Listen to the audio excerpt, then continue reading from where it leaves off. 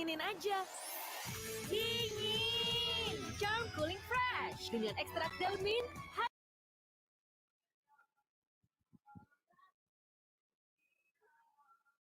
Oke. Bismillahirrahmanirrahim. Assalamualaikum warahmatullahi wabarakatuh. Selamat malam. Jumpa lagi di channel Grahama Love, juga di channel Yonatan Nandar dan channel Sang Debater ya. Ya. Pada malam berbahagia ini seperti biasa di channel-channel yang di tahun 2020 ini semakin menghebohkan dengan saling sharing ilmu, nah yang bermanfaat. Jadi perbedaan itu bukan untuk diperdebatkan dengan sengit, tetapi dicari yang bermanfaat saja, begitu. Dan di malam hari ini seperti biasa, sebelum dimulainya acara, saya perkenalkan dulu. Di sisi ring sebelah atas ada dari channel Yonatan Nandar, tentu saja Yonatan Nandar ya, sesuai dengan nama channelnya dari pihak Muslim. Dan untuk di sisi ring biru atau ring bawah itu ada Sang Debater atau Bapak Rudi Yohanes. Tidak lupa saya ucapkan juga untuk para pemirsa yang sudah hadir menyimak pada malam hari ini. Sebelum acara dimulai, saya bacakan dulu rule of game dari dialog malam ini.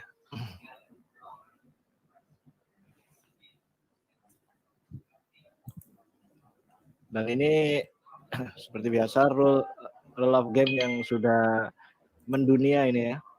Di season pertama selama 7 menit, baik dari kedua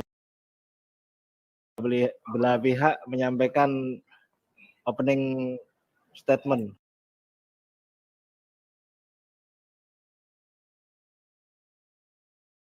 Presentasi, dan di season berikutnya selama 3 menit untuk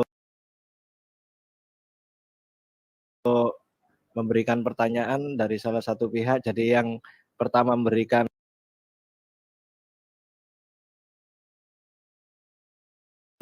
opening statement, dia yang mempunyai kesempatan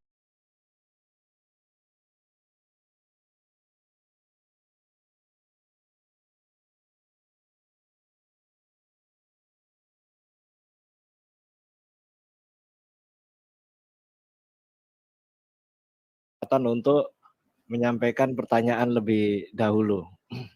Dan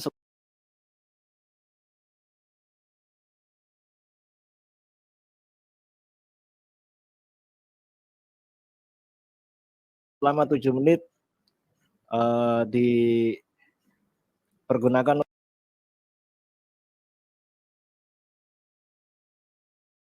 untuk memberikan sanggahan. Ini sampai berkali-kali ya.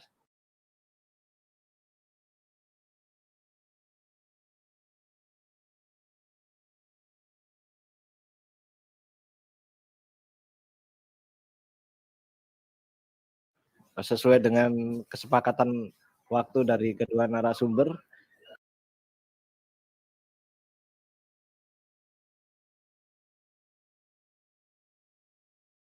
Di session yang terakhir atau session penutup ini, kedua belah pihak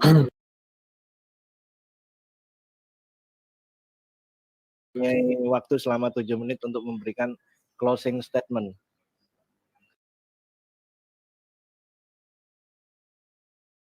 Tidak membuang waktu lagi, saya persilakan siapa dulu ini yang berikan perjanjian kemarin saya duluan, Gus. Oh, oke. Permintaan Sinandar. Oke, untuk awal dimulai dengan Sang Debater Pak Rudi selama 7 menit ya diberikan. Timer berjalan, opening statement meluncur. Oke, selamat malam semua sahabat-sahabat di dunia maya ya. terutama di dunia per-YouTubean dan juga Facebook. Karena saya share-nya dua tempat itu. Malam ini untuk yang kesekian kali saya berhadapan dengan Nandar Bala-Bala Bili-Bili. Selama ini saya mencari lawan debat yang sepadan itu, setimpal itu susah. Ya mau tak mau, siapa yang nantangin saya ajak. Ini Aresto kalau mendengar boleh nanti debat sama saya. Anwar Lutfi udah mulai keluar itu ya. Nanti debat sama saya. Syukur-syukur Ustadz Masyud dan lain-lainnya. Nah, malam ini pembahasan kami mengenai Roh Kudus. Kalau di dalam Kristen, itu kan sudah ada di Yohanes 14 ya, ayat 26. Bahwa Yesus mengatakan ketika dia nanti meninggalkan dunia ini atau naik ke surga, Yesus mengatakan mengirim roh penghibur, yaitu Roh Kudus, yang akan diutus Bapa dalam namaku, dia yang akan mengajarkan segala sesuatu kepada kamu, dan akan mengingatkan kamu akan semua yang telah kukatakan kepadamu. Jadi Roh Kudus atau Roh penghibur itu mengajari manusia. Mengapa demikian? Karena orang-orang sekarang kan banyak yang tidak mengerti lagi kitab suci ini. Tidak melihat, tidak mendengar, tidak menyaksikan secara langsung. Maka ada kalimat Yesus mengatakan berbagai orang tidak melihat tapi percaya. Bagaimana kau mau percaya? Kan demikian. Mau tidak mau bahwa kamu juga harus harus dibimbing oleh Roh Kudus. Karena tidak ada lagi rasul-rasul yang mengajari kita. Itulah maksudnya Yesus mengatakan hal itu. Sama dengan sida-sida. Kalau zaman sida-sida tahu ya, yang Stefanus ketika ada orang dari Ethiopia itu, saya membaca kitab suci. Tapi saya sampai sekarang tidak mengerti apa artinya katanya. Ya, maka Stefanus kayak flash, sampai sana langsung ya, dan dia langsung mengajari. Itu zaman dulu. Ada yang mengajari kita. Ada kita bertemu dengan pengajar-pengajar rasul-rasul dan segala macam. Zaman sekarang memang ada sekolah teologi dan ada orang-orang teolog yang mengajari kita. Tetapi banyak rahasia yang terkadang teolog-teolog ini pun tidak membongkarkannya kepada kita. Itulah sebabnya Yesus mengatakan bahwa Yesus mengirim Roh Kudus atau Roh penghibur, ya, supaya kita tidak tersesat lagi atau kita bisa mengerti. Sama seperti saya kan tidak ada basic teologi. Tetapi ketika saya dituntun Roh Kudus, dibukakan, ini loh Rudi, ini loh Rudi, ini loh Rudi, maka saya mengerti. Bagaimana kita bisa menghadirkan Roh Kudus ke dalam diri kita? Ya kita harus membuka diri dong, membuka hati. Dan kita harus, sekali-sekali menyembah dan memuliakan Tuhan Yesus agar Roh Kudus itu kita undang masuk. Nah, kawan-kawan, di dalam Kristen ada sebenarnya tulisan roh itu ada 3. Yang pertama roh besar, itu roh dari Tuhan atau Roh Kudus. Yang kedua roh kecil, itu roh manusia. Yang ketiga roh kecil juga, tapi diulang, roh-roh, itu adalah iblis-iblis. Ya kawan ya? Nah, kalau kita melihat roh besar, itulah Roh Kudus itu, yang sekarang diam di dalam diri manusia. Kalau roh kecil, itu adalah roh manusia. Nah, mungkin kalian akan bingung. Berarti di dalam diri manusia Kristen ada 2 roh. Ya, betul. Yang satu roh dalam diri kita, dan satu lagi Roh Kudus. Ji bisa di-share ya, di-share aku punya kitab suci ini, Zakaria. Sorry. Lagi? Udah. Nah, Zakaria 12 dikatakan di situ firman ucapan ilahi, firman Tuhan tentang Israel. Demikianlah firman Tuhan yang membentangkan langit dan yang meletakkan dasar bumi dan yang menciptakan roh dalam diri manusia. Artinya yang menciptakan roh di dalam diri manusia itu adalah Tuhan. Ya kawan-kawannya. Dan demikian juga ketika kita mengerti sekarang sudah ada 2 roh. Roh manusia dan Roh Kudus. Maaf ini kawan-kawannya, sekarang saya untuk menjelaskan kepada saudara-saudara muslim, mengapa orang muslim sulit memahami ketuhanan Yesus? Karena mereka tidak memiliki Roh Kudus, tetapi mereka memiliki roh kecil. Kalau di dalam halo, suaranya kok bergema ya? Ada yang pakai YouTube itu kayaknya, ada yang bikin. Ketika dia nanti meninggalkan dunia ini atau naik ke surga, suaranya kok double ya? Halo, ayah. Jadi kawan-kawan, itulah kalau roh di dalam pandangan Kristen. Suaranya kok dua ya? Apa yang terjadi? Nah, ada yang menghidupkan apa enggak YouTube? Karena suaranya menggema.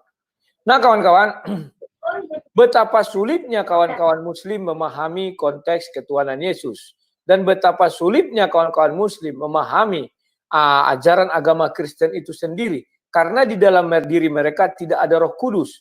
Yang ada roh kecil. Roh kecil itu adalah roh manusia. Kenapa saya berani mengatakan demikian? Karena Al-Quran sendiri sudah menjelaskan bahwa Roh Kudus itu adalah malaikat Jibril. Nah, ini ya, nanti ayatnya kita buka. Sehingga orang Muslim tidak mengerti apa itu Roh Kudus yang ada di dalam Kristen. Itulah sebabnya mereka tidak pernah menerima Roh Kudus. Karena Jibril adalah sosok, sebuah sosok. Dan Jibril, sekarang saya nggak tahu ya apakah kembali kepada Tuhan, ataukah saya nggak tahu masih di bumi atau tidak ada lagi. Ya kawan-kawan ya. Nah, biarlah nanti menjelaskan hal tersebut.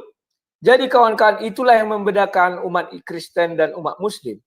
Kalau dibilang dasar agamanya sama, karena ada berdasarkan dari agama Samawi, atau berdasarkan agama dari Ibrahim, atau bagaimana itu ya, turun-temurun, akhirnya masuk ke Isa dan segala macamnya. Saya kira tidak sama kawan. Karena ada perbedaan roh. Roh yang ada di dalam saudara-saudara Muslim bagi Kristen adalah roh kecil. Roh yang ada di dalam diri orang Kristen ada roh kecil dan ada roh besar. Roh kecil ada roh saya sendiri, roh manusia itu. Roh besar itu adalah yang dari Tuhan langsung, bukan diciptakan Tuhan, tapi dari Tuhan langsung. Oke, sekian dan terima kasih.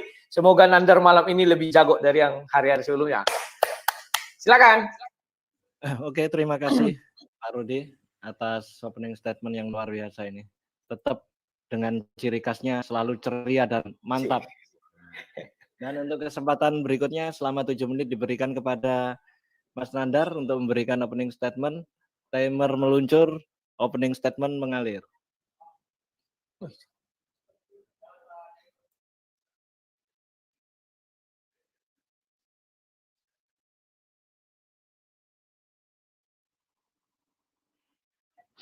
Kepada tamu kita, yaitu Bapak Rudi Yohanes sang debaters, ya. Saya ucapkan terima kasih karena telah bersedia untuk berdiskusi dengan saya. Karena selama ini semua murtadin sudah takluk, tidak ada yang berani karena menutupi kebohongan jati diri yang sebenarnya. Kaum muslimin rahimani wa rahimahullah beserta teman-teman Kristiani, ya, sebelum kita menyaksikan perdiskusian hari ini, marilah kita berdoa kepada Holy langit dan bumi. Gus, slide-nya Gus. Slide yang pertama. Allahumma arinal haqqa haqqa warzuqna tiba'ah wa arinal batila batila warzuqna ijtinabah.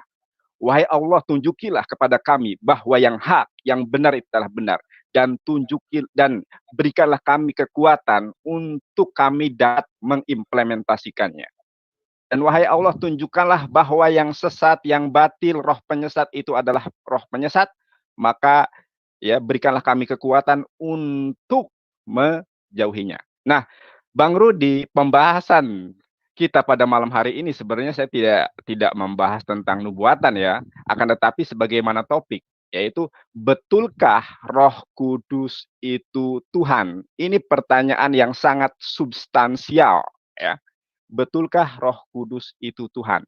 Nah, dalam perspektif Islam maupun Yahudi, ya, bahwa Roh Kudus itu bukanlah Tuhan. Bahkan di dalam perspektif Perjanjian Baru, menurut Yesua HaMasiah sendiri, tidak ada satu ayat pun yang menyatakan bahwa Roh Kudus itu Tuhan. Tidak ada, ya.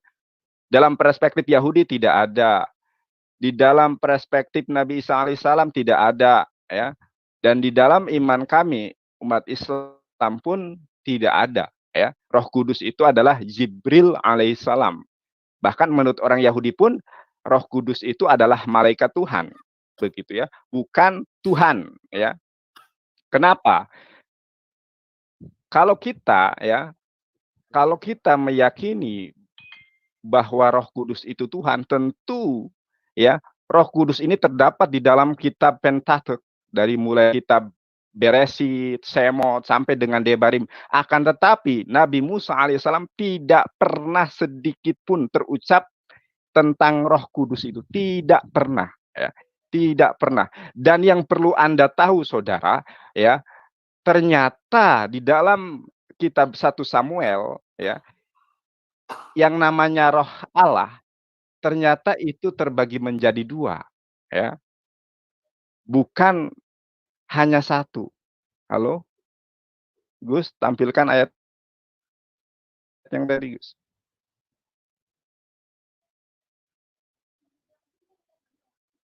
Halo? Moderator, jangan dilepas dulu. Ya. Coba ya, Bang Rudi perhatikan ayat ini ya. Ini dalam bahasa Ibrani ya.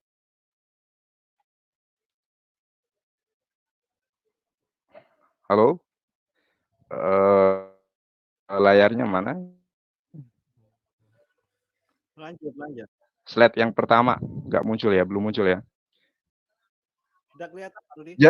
Ya, jadi ya dalam perspektif Yahudi itu dan dalam perspektif Taurat itu tidak pernah ada dari pengakuan Musa alaihissalam mengenal Roh Kudus itu tidak ada satu ayat pun di dalam kitab Taurat ya, dari kitab perjanjian dari kitab Kejadian sampai tidak ada satu ayat pun yang tentang Kudus ya. Kalau Roh Kudus itu diyakini sebagai salah satu pribadi Tuhan, slide tetap yang tadi, Gus. Slide-nya tetap yang tadi. Ya, tidak ada satupun di dalam kitab Kejadian sampai dengan kitab Ulangan yang berbicara tentang Roh Kudus, tidak ada. Dan ini sesuatu yang mustahil ya bagi sosok yang diyakini sebagai Tuhan. Nah, bisa kita lihat, bisa kita baca. Kalau Bang Rudi memang tidak bisa membacanya, akan saya tuntun untuk membacanya ya. Karena kita itu by data begitu ya. Nah, ya. Ruah ya, itu ada wau, ada res, ada wau, ada he, ada ya head ya. Weruah Yahweh, yod he we he ya, weruah Yahweh ya. Syarah ya, ada syameh, res, he, syarah, meim ya, Shaul ya, yubitatu ya, ruah ra'ah ya, et Yahweh ya. Nah, apa artinya? Coba dilihat. 1 Samuel pasal ke-16 ayat ke-15 ya, kalau terjemahannya sebentar saya buka. Ternyata nah, kalau nanti bisa menyusul ya. Ternyata di dalam ayat ini Yahweh atau Elohim itu tidak hanya mempunyai roh kebaikan, akan tetapi dia juga mempunyai roh kejahatan yang difungsikan untuk menyesatkan. Sedangkan Roh Kudus dalam Kristen kan diyakini sebagai untuk memberikan sukacita, damai, sejahtera, kebaikan. Justru Roh Tuhan itu memiliki 2.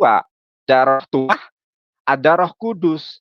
Roh Kudus berfungsi untuk memberikan penghiburan, membisikkan kebaikan. Sedangkan Roh Tum'ah itu adalah sebaliknya. Sebagaimana 1 Samuel pasal 16 ayat ke-14 sampai 15. Ya. Jadi sekali lagi tidak ada dalil di dalam Taurat dari kitab Kejadian sampai dengan kitab Ulangan tidak ada yang berbicara tentang Roh Kudus. Dan apalagi mengatakan Roh Kudus itu Tuhan. Di dalam Injil pun tidak ada ucapan Yesus berdoa kepada Roh Kudus, tidak ada ya. Karena Roh Kudus itu sosok malaikat, yaitu malaikat Gabriel ya. Tidak bisa dimaknai sebagai Tuhan baik di dalam perspektif Yahudi, Islam ya. Yahudi lebih dulu tidak meyakini sebagai Tuhan karena memang bukan Tuhan. Kalau memang Tuhan tentu ada di dalam kitab Pentateuch, Taurat begitu ya. Ya.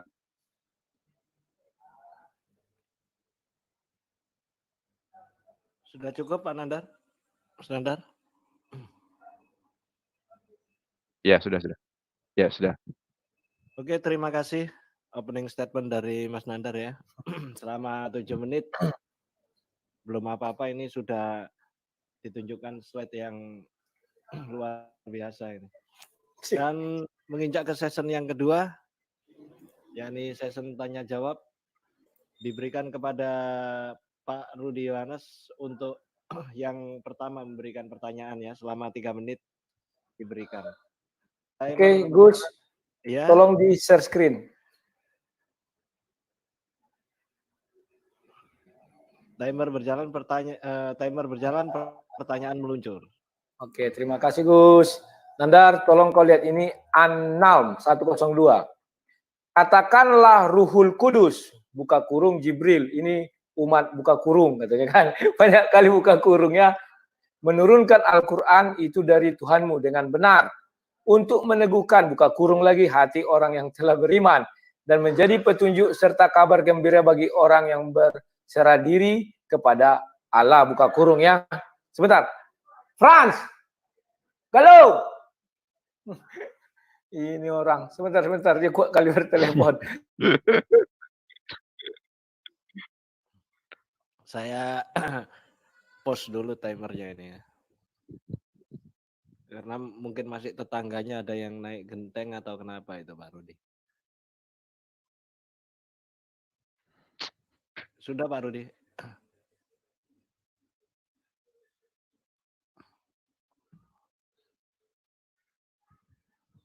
Kenapa tadi Pak Rudi?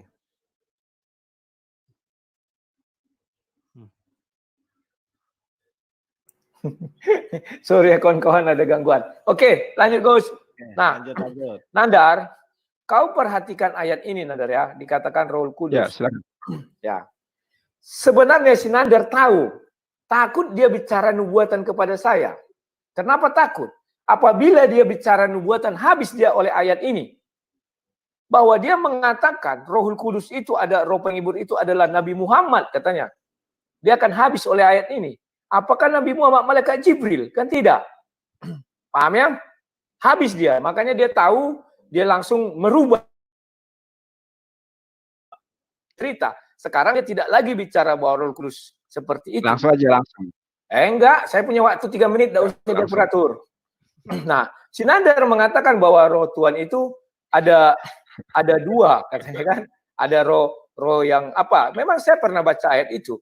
Dan di situ dijelaskan bahwa roh yang dikirim itu, dibilang si Nandar ada roh yang apa namanya itu?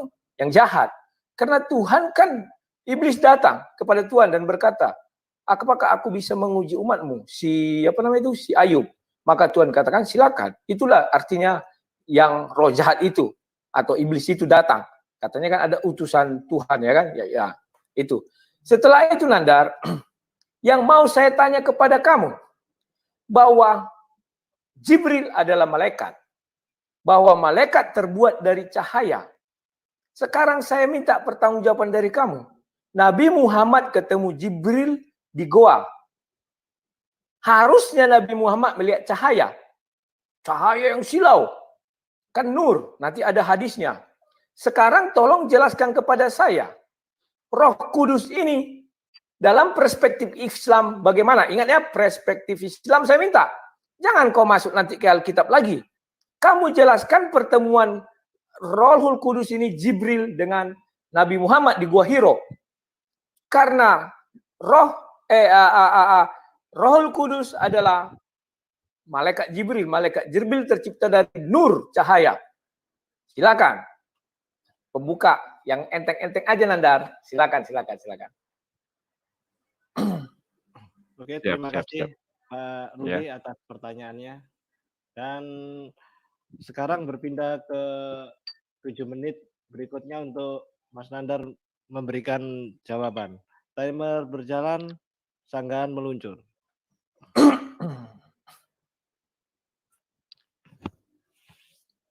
Terima kasih kepada Bang Rudi atas pertanyaannya. Cuma saya sedikit ingin menyanggah terlebih dahulu ya.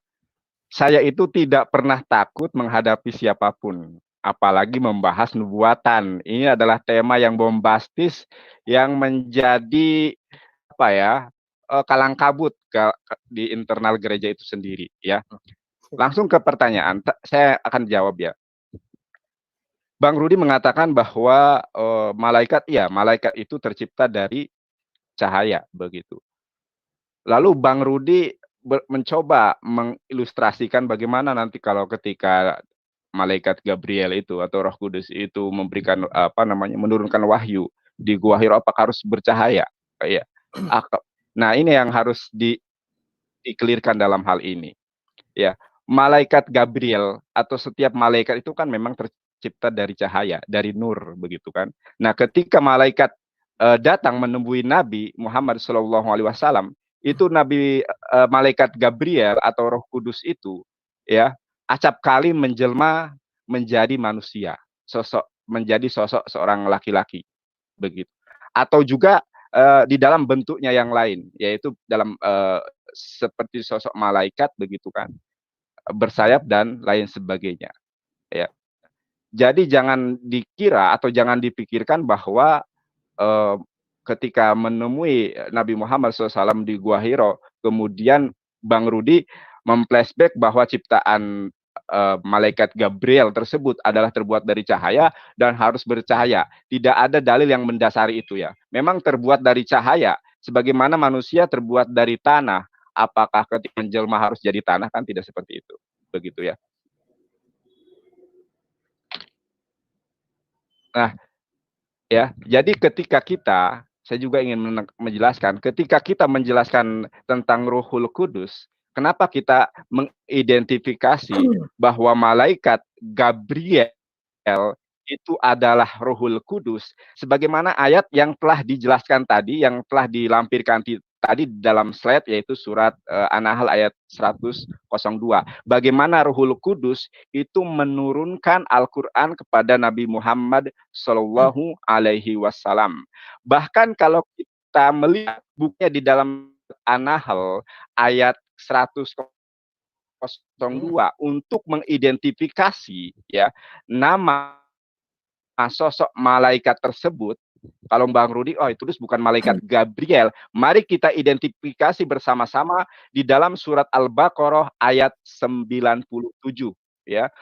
Kul man kana adu wali Jibrila fa innahu nazalahu ala qablika biidznillah ya.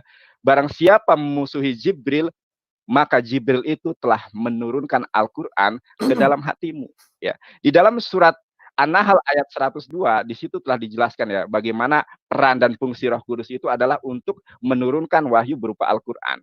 Nah, teridentifikasi di dalam surat Al-Baqarah ayat 97. Atau akan di share screen ya, dilampirkan di situ karena saya tidak agak blur ya. 97 coba dilihat di Al-Qur'an online itu surat Al-Baqarah ayat 97.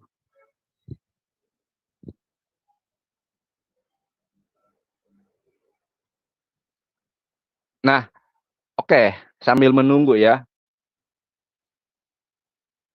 Ayat ini, saudara-saudaraku, ayat ini itu asbabun nuzulnya adalah ya, asbabun nuzulnya adalah ketika Abdullah bin Salam itu seorang Yahudi masuk ke dalam agama Islam ya.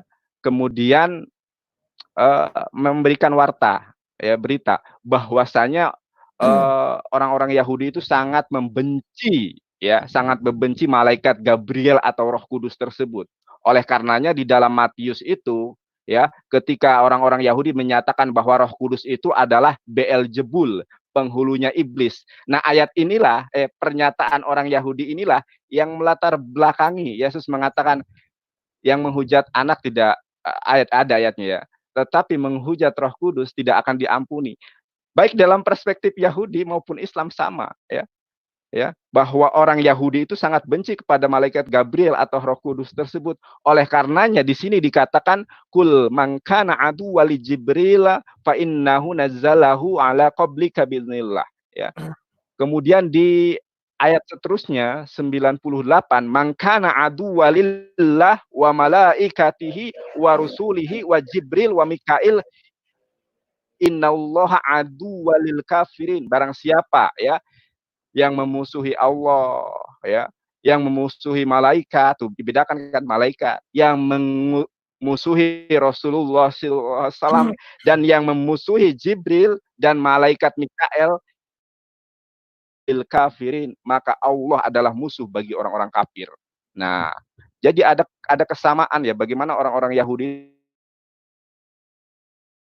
menyatakan ya di dalam surat Al-Baqarah 97 sampai 98 itu bagaimana ya watak mereka sebenarnya dan bagaimana konsekuensi dari mereka memusuhi Ruhul Kudus atau malaikat Gabriel tersebut. Itu akan menjadi musuh Allah. Oleh karenanya Yesus menyatakan ya memusuhi Roh Kudus itu, menghujat Roh Kudus itu tidak terampuni. Kenapa? Karena Roh Kudus itu adalah pewarta firman yang menyampaikan firman Tuhan ya, pesuruh Tuhan begitu. Demikian saudara-saudariku, kiranya bermanfaat. Oke, terima kasih sudah cukup Mas Nandar ya. Dan selanjutnya selama 3 menit diberikan Coba waktu. tampil. Ya, kenapa? Ya. Selama Coba 3 menit. tampilkan slide. Tampilkan slide yang pertama langsung kita pertanyaan ini.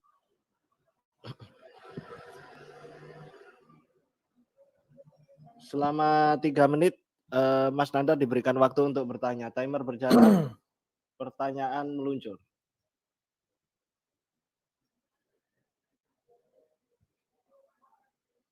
Ya. Nah, saya juga ingin meralat tadi bahwa kata Bang Rudi, Yahweh itu mengirim iblis ya, ya. Kalau kita melihat di sini ya, ruah, ini yang saya lingkar itu, ruah, ra'ah ya, me'et, Yahweh. Jadi memang Yahweh Elohim itu bukan hanya mempunyai ruah. Ya, Ulang. Halo? Lanjut. Halo. Ya, di dalam Samuel 16 ayat ke-14. Halo, suara Nandar enggak kedengaran. Jadi ulang Allah aja. itu, Elohim itu tidak hanya. Ulang Nandar. Suaramu enggak kedengaran. Halo? Ya, ulang. Gus, kedengar enggak? Iya, dengar. Ayo, lanjut. Enggak dengar. Udah dengar? Ini waktunya berjalan. Halo. Ulang. Ya, ulang. Oke, silakan. Oke, lanjut. Halo? Dah. Sinyalmu jelek, Nandar. Kalau kita melihat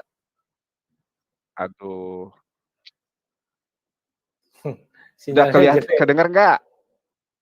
Belum kedengaran. Halo?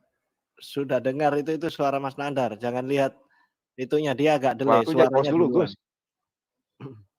Ya, terus suaranya masih seperti robot. Oke, lanjut. Ya. Di dalam Oke, ini aku bukan berbicara asumsi Bang Rudi ya. Aku bicara oleh karenanya kita itu fokus kepada original text ya. Original text. Di dalam 1 Samuel 16 ayat ke-14, Yahweh itu memiliki roh kebaikan, roh baik ya. Dan memiliki roh jahat. Bahkan roh jahat itu dikirim oleh Yahweh. Nah, pertanyaan saya adalah ya, apabila ya Roh Kudus itu adalah pribadi Tuhan, tolong sebutkan di dalam kitab Taurat dari kitab Kejadian sampai kitab Debarim yang berbicara tentang Roh Kudus. Dan apabila Roh Kudus itu Tuhan, lalu bagaimana dengan ruah tum'ah, hatum'ah, yaitu roh Tuhan yang berbuat jahat? Apakah roh Tuhan yang jahat itu juga adalah Tuhan? Saya tidak mau berdasarkan asumsi, akan tetapi berdasarkan ayat-ayat Alkitabiah bagaimana yang saya tunjukkan. Ini ayat aslinya. Saya tidak mereka ya. Ayat aslinya itu. Ruah, ra'ah, me'et, Yahweh ya. Ruah yang menjadi pribadi Yahweh yang dikirim untuk menyesatkan begitu. Apakah dia juga Tuhan? Pertanyaan saya sudah jelas ya. Jadi 1 Samuel berapa di dalam kitab Taurat dari kitab 1 Samuel berapa tadi? 1 Samuel 16 ayat 14. 1 Samuel. Ya. 16 ayat. 1 Samuel 16 ayat ke-14 sampai dengan 50. Sampai 16. 15. Ya. Sudah begitu aja? Ya kan? Oke. Werua, Ya. tolong ya sebentar, saya simpulkan nanti melenceng kemana-mana jawabannya. Sebutkan satu dalil saja di dalam kitab Kejadian sampai dengan kitab Debarim, kitab Ulangan yang berbicara tentang kudus itu adalah Tuhan. Itu yang pertama. Yang kedua adalah apabila Roh Kudus itu Tuhan, lalu bagaimana dengan ruah hatumah di dalam Zakaria itu pasal 13 ayat kedua. Bahkan di sini juga dikatakan ruh jahat. Apakah dia juga Tuhan? Konsekuensinya adalah apabila kita menuhankan roh, ya, pribadi Tuhan katamu, maka juga harus menuhankan roh Tuhan yang lain, begitu. Bukan hanya roh yang baiknya saja, akan tetapi roh Tuhan yang jeleknya juga berarti Tuhan juga di situ. Cukup jelas ya. Terima kasih. Jelas. Sudah, itu aja. Oke, terima kasih Mas Nandar atas itunya. Bisa dimatikan share screen-nya Mas Nandar biar tidak memancar dan lancar nanti jaringannya. Dan sekarang menginjak berikutnya selama 7 menit diberikan waktu kepada Pak Rudi Yohanes untuk memberikan jawaban. Timer berjalan, sanggahan meluncur.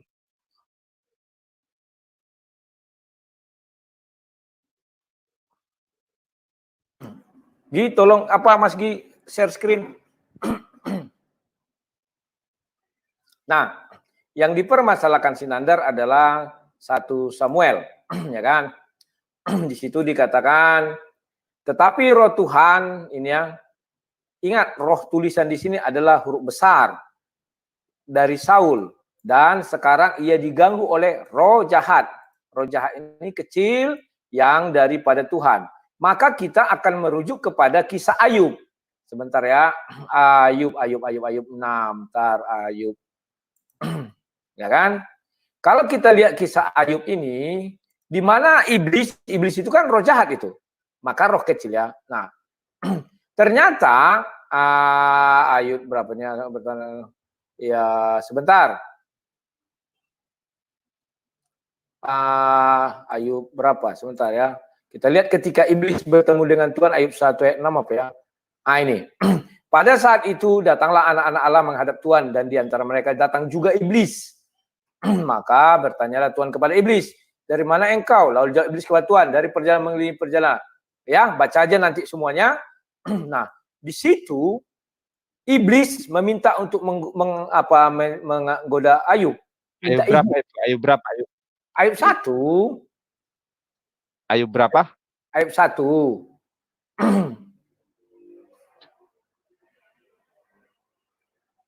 Sudah? Ya. Lanjut Pak Rudi. Ya. Lanjut Pak Rudi. Sudah ya, Ayub 1 ya. Maka Tuhan mengizinkan iblis. Silakan kau lakukan, tapi jangan sentuh nyawanya. Kan demikian. Artinya di situ mau mengatakan bahwa Tuhan mengutus iblis dari sudut kalau keizinan daripada Tuhan, maka dibuat roh kecil di situ ya, bukan roh besar. Roh besar itu dari Tuhan langsung. Kalau roh kecil itu ada aku bilang tadi roh manusia, kalau roh saja. Tapi kalau roh iblis dan kalau dijelaskan roh jahat, berarti ada roh jahat. Sudah? Maka si iblis mendatangi si Ayub dan mulailah dia melakukan pencobaan kepada Ayub. Nah, demikian juga ketika si Saul tadi ya, setelah Tuhan keluar dari dia, artinya roh Tuhan. Maka yang datang adalah rohnya pencobaan itu. Atau rohnya si iblis. Iblis kan bisa minta izin kepada Tuhan. Masuk dia ke dalam itu. Kenapa dikatakan juga demikian? Karena iblis itu awalnya masih dulu malaikat, dia kan masih roh. Dia juga roh. Malaikat itu juga roh, sama seperti Tuhan juga roh. Tetapi rohnya tulisannya kecil kalau di dalam Alkitab itu kawan-kawan ya. Nah, sekarang kawan-kawan, apakah ada di kitab Taurat 5 kitab itu? Nandar, bahwa kitab suci kami tidak terbatas sama 5 kitab itu saja. Paham ya Nandar ya?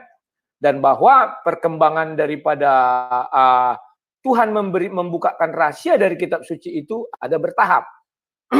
Termasuklah itu ketika di awal Tuhan mengatakan di Kejadian 6, rohku tidak selamanya lagi dalam diri manusia. Sorry ya, ini agak kalau asam lambung ini. Tunggu.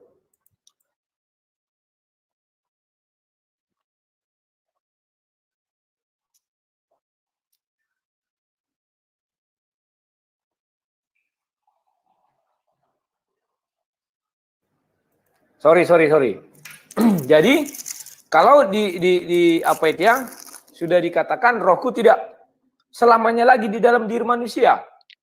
Ya, jadi ada Allah membukakan rahasia roh ini kepada manusia, ya kan? Maka Rohul Kudus kalau Sinandar memaksakan dari kitab Kejadian sampai Kejadian, Keluaran, Ulangan, Imamat dan Bilangan itu ya, tidak bisa seperti itu. Ya Nandar, tetapi kalau kamu bilang di Perjanjian Lama ada. Itu sudah ada. Jadi Nandar, sudah saya jawab, sekarang saya kembali lagi kepada argumenmu pertama. Kamu memang takut untuk bicara nubuatan. Kenapa saya katakan takut? Karena saya akan membukakan kepada kamu dari Al-Quran bahwa ternyata Roh Kudus yang diimani Al-Quran bukan Nabi Muhammad, tetapi Jibril. Paham kamu Nandar ya? Jadi mulai besok selanjutnya kawan-kawan, kalau si Nandar ini mengajak kalian mengenai nubuatan tentang Roh Kudus, karena dia kan berharap nubuatan itu dari sudut pandang agama Islam. Maka legal standing si Nandar, pertama dia harus membuka ayat Roh Kudus tadi. Ternyata itu adalah malaikat Jibril. Si Nandar tidak bisa lagi mengelak. Baru yang kedua kawan-kawan, dia mengatakan bahwa malaikat Jibril berubah dari manusia. Saya belum temukan ayatnya malaikat Jibril berubah jadi manusia bertemu Nabi Muhammad di Gua Hiro. Tapi ketika bertemu dengan Maryam, ya, ayatnya ada ya. Nanti saya pertanyakan itu. Jadi si Nandar akan bingung. Pertama, malaikat itu adalah nur, cahaya. Itu ada ayatnya di hadis-hadis sahih ya. Yang kedua Nandar bilang dari cahaya kalau dia tetap mengatakan malaikat itu cahaya, lucu. Masa cahaya bisa mencekek Nabi Muhammad? Tidak mungkin. Cahaya yang itu kan tembus. Yang kedua, Nandar bilang sudah menjadi manusia.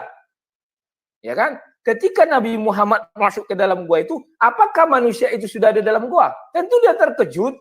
Siapa ini kok manusia ada di sini? Paham ya Nandar ya? Dan atau manusia itu bergulat dengan Nabi Muhammad. Kalau manusia mungkin bisa digulat sama Nabi Muhammad lagi ya. Nandar. Nah, dan manusia ini siapa? Bagaimana Nabi Muhammad kenal itu adalah Jibril? Karena dia mengaku, karena dia adalah manusia. Ya, malaikat menjadi manusia, Nandar percaya. Allah mengutus firman-Nya menjadi manusia, Nandar tidak percaya. Karena di dalam dirinya tidak ada roh besar atau Roh Kudus.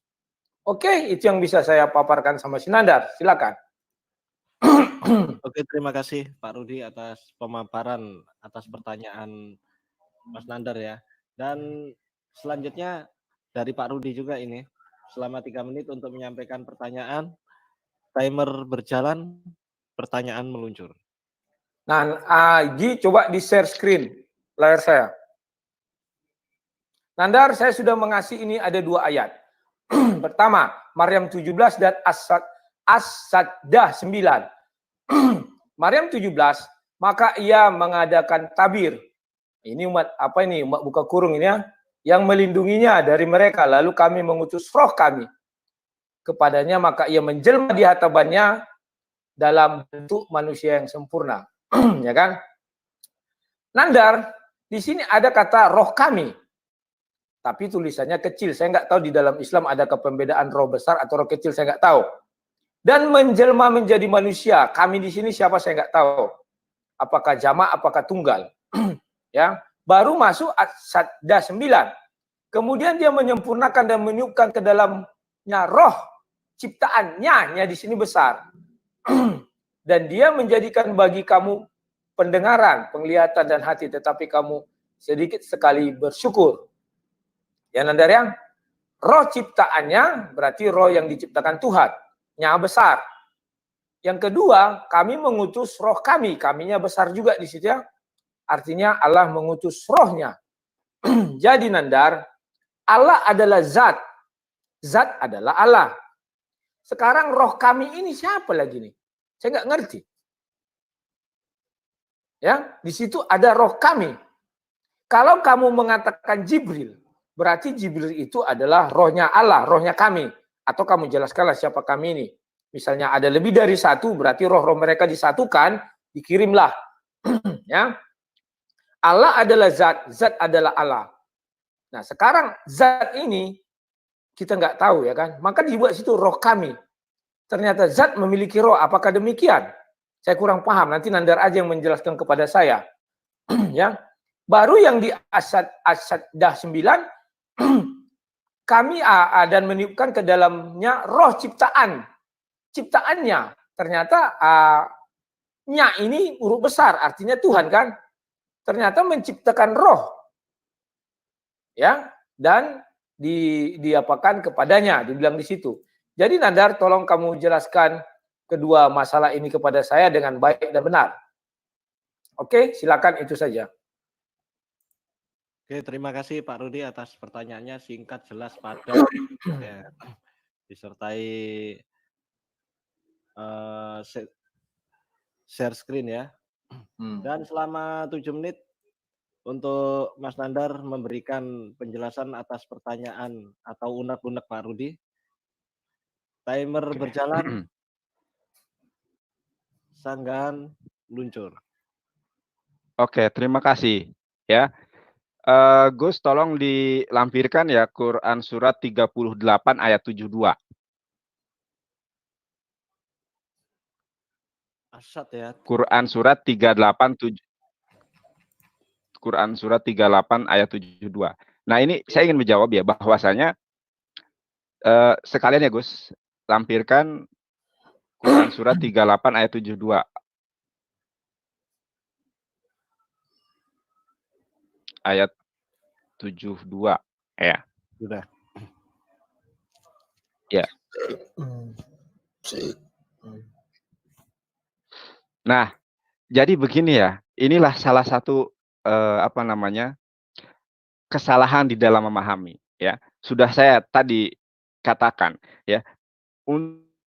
Untuk mempertanyakan pertanyaan saja belum terjawab ya, karena memang Roh Kudus itu bukan Tuhan. Dan apabila Bang Rudi menanyakan, mengkorelasikan ketika Allah Subhanahu Wa Taala mengirim Jibril atau Ruhul Kudus kepada Maryam, di situ mengatakan tadi Ruh Nandar, kami. maaf, saya tidak pernah mengatakan, sebentar, biar lurus. Saya tidak pernah mengatakan Roh Kudus dalam Islam adalah Allah. Paham ya? Silakan, itu. Yeah. Saya tidak pernah mengatakan itu, nanti jadi benar. Jadi begini. Ya, jadi begini ya. Bukan hanya Isa alaihissalam yang ditiupkan roh Allah. Akan tetapi Anda, saya, dan kita semua itu ditiupkan rohnya Allah. Ya, sebagaimana surat 38 ayat ke-72. A'udzubillahi minasyaitonirrajim. Fa'ida sawaituhu wa nafahtu fihi miruhi faqaulahu sajidin. Ya, kemudian apabila telah aku sempurnakan kejadiannya dan aku tiupkan rohku kepadanya, maka tunduklah kamu dengan sajidin, dengan bersujud. Ya. Jadi di sini sudah sangat jelas Pak Rudi bahwasanya yang dimaksud dengan ruh kami, ruhku di dalam Islam itu kepemilikan Allah, bukan roh Allah tiba-tiba menjelma jadi manusia, bukan. Karena setiap kita yang hidup itu adalah rohnya Tuhan, sebagaimana surat 38 ayat ke-72 tersebut sudah sangat jelas loh ya. Mau Anda pakai kalau di dalam bahasa Al-Qur'annya ruhi itu ruhku ya, ruhku bukan ciptaanku. Jadi setiap kita itu adalah rohnya Tuhan ya. Apakah ketika saya adalah hidup karena rohnya Tuhan tiba-tiba saya menjadi Tuhan? Tidak. Karena kenapa? Kalau di dalam Islam itu konsepnya sudah sangat jelas sekali ya. Laqad kafarul ladzina qalu innallaha salisu salasah. Sungguh telah kafirlah orang yang mengatakan Tuhan itu Tritunggal. Laqad kafarul ladzina qalu innallaha huwal masih ibnu Maryam. Sungguh telah kafirlah orang yang mengatakan bahwa Isa Al-Masih adalah Allah. Konsekuensi dari kekafiran adalah finar, ya. Begitu, Bang Rudi. Dan saya juga ingin mengingatkan bahwasanya kenapa Bang Rudi tidak bisa menelaah, ya, bahwa Roh Kudus itu tidak termaktub di dalam kitab Taurat karena orang-orang Yahudi bahkan Musa sendiri tidak pernah mengenal yang namanya Roh Kudus sebagai Tuhan. Akan tetapi Musa mengenal Roh Kudus itu sebagai Gabriel, sebagai pesuruh Tuhan untuk menyampaikan warta kebenaran kabar gembira, ya. Oleh karenanya Kasih ayat biar Nabi Musa alaihissalam di dalam kitab Ulangan, ya, di dalam kitab Ulangan pasal ke-6 ayat ke-4, Shema Yisrael, Yahweh Elohim, Yahweh Ehad. Dengarkanlah wahai Bani Israel, Tuhan kita itu adalah Allah yang Maha Esa. Tidak pernah Nabi Musa mengatakan bahwa bahwa Roh Kudus itu Tuhan. Oleh karenanya, sampai kepala Anda botak sekalipun, sampai Anda mati sekarat sekalipun, tidak akan pernah ditemukan bahwa Musa menyembah Roh Kudus. Tidak akan. Bahkan tidak ada satu ayat pun. Dan yang jadi masalah adalah, ya, orang-orang Kristiani menerjemahkan Tuhan itu ada berbeda, saudara. Ada Tuhan huruf kapital semua, ada huruf Tuhan kecil, ada huruf T-nya besar, U-H-A-N-nya, itu terjemahan, itu penafsiran. Kenapa? Kalau kita melihat di dalam original teksnya, nanti saya tunjukkan, original teksnya tidak ada itu ruah itu menjadi T kecil, T besar, nggak ada itu. Karena di dalam huruf Ibrani seperti huruf Arab, tidak ada huruf besar, tidak ada huruf kecil. Bahkan huruf konsonan tidak bisa dibaca kecuali ada nikut atau harokat. Begitu, ya. Begitu Bang Rudi. ya, Waktunya sudah. masih lama? Silakan, bebas. Masih Pertanyaanku Nah, belum masih kamu ada jawab. waktu. Nandar, pertanyaanku belum kamu jawab ayat 2 tadi itu. Yang Apa-apa? satu, kami mengutus roh kami. Siapa kami itu? Roh kami itu yang mana lagi? Ya. Ya, begitu. Sama dengan surat 38 ayat ke-72, Ya, ya. maksudku Baik roh, di situ roh kami nahnu atau itu. ruhi. Ya, oke, udah tahu. Udah tahu, Kami saya udah tahu siapa? maksud pertanyaan Bang Rudi. Udah tahu, sudah paham, ya. Jadi kita itu ketika melihat bahasa Al-Qur'an menggunakan bahasa Arab, maka kita harus melihat kearifan lokal mereka, bahasa Arab mereka, sastra mereka, ya. Ketika para raja Arab, ya, ketika menulis surat, ketika berpidato, berkhotbah, itu memakai kata nahnu, kami. Pertanyaannya adalah apakah raja Arab, apakah khalifah itu dirinya banyak? Satu. Kenapa? Inilah kaidah balaghah, bahasa. Bagaimana dialek mereka yang digunakan sehari-hari. Berarti itu Begitupun raja karena Arab. Al-Qur'an diturunkan di dalam bahasa Arab. Jadi itu raja Arab yang Bentar, berbicara. saya belum selesai. Kami itu raja Arab yang Bukan berbicara. raja Arab. Ini kita berbicara tentang bagaimana dialektika orang-orang Arab. Oh, saya nggak Al-Qur'an perlu diturunkan dalam bahasa Arab. Saya nggak perlu dialektikal, Nandar. Oke. Dijawab kami itu siapa? Kami di situ adalah Allah Subhanahu wa taala, ya. Dan tidak menunjukkan Allah itu banyak, akan tetapi kami di situ adalah sastra Arab, ya, yang menunjukkan bahwa Tuhan itu adalah satu. Begitu. Yes. Oke. Terima kasih. Sudah. Oke, terima kasih Mas Nandar atas jawabannya gitu. Oke. Penuh semangat ini menjawabnya, Oke. dan Bang Rudi seperti biasa juga Oke. penuh dengan energi juga. Dan selama 3 menit diberikan kepada Oke. Mas Nandar untuk memberikan pertanyaan kepada Bang Oke. Rudi. Oke. Timer berjalan. Tampilkan slide yang pertama tadi. Hanya untuk Slide yang pertama ditampilkan lagi. Ya. Slide yang pertama ditampilkan lagi, ya.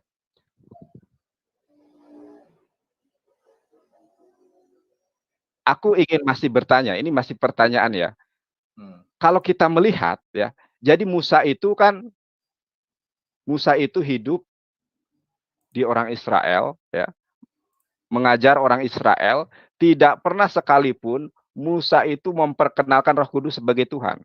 Oleh karenanya saya bertanya, ada tidak perkataan Musa tentang Roh Kudus. Kalau Anda mengatakan bahwa kitab kami itu adalah bukan Taurat saja, ini bukan masalah kitab, saudara. Kita berbicara tentang historis. Kalau memang Roh Kudus itu Tuhan, apakah Roh Kudus itu Tuhan bagi orang Kristen saja? Sedangkan Tuhan itu holik langit dan bumi dari awal sampai akhir. Tidak mungkin Roh Kudus di zaman Nabi Musa bukan Tuhan, kemudian ujuk-ujuk moro-moro di zaman Isa alaihissalam jadi Tuhan. Itu pertanyaannya. Oleh karenanya saya bertanya, ada tidak dalil di dalam kitab Taurat bahwa Roh Kudus itu adalah Tuhan? Atau Musa pernah memperkenalkan bahwa Roh Kudus itu Tuhan? Kenapa? Karena yang dari terjemahan. Kalau kita melihat di sini, ruah, ra'ah, ya, me'et, Yahweh, yot, he, wau, he, Yahweh. Tidak ada apa te kecil, te besar, roh kecil, roh besar. Apabila Anda mengatakan bahwa Allah itu punya roh kecil, roh besar, tunjukkan ayatnya. Karena di dalam bahasa original teksnya tidak ada. Di situ dikatakan bahwa roh Tuhan itu ada dua, ada roh besar, ada roh kecil. Oleh karenanya di sini dikatakan meim, roh darinya. Ada roh darinya roh baik, roh Allah, ya. Ada roh ra'ah atau hatumah di dalam kitab Zakaria 2 ayat 1 itu. Allah itu mempunyai roh baik, roh jahat, ya. Jadi tunjukkan satu pengajaran Musa, satu saja tentang Roh Kudus. Apabila Anda tidak dapat membuktikan bahwa Musa, ya, tidak menyembah Roh Kudus, berarti gagal total konsepsi Tritunggal bahwa Roh Kudus itu Tuhan.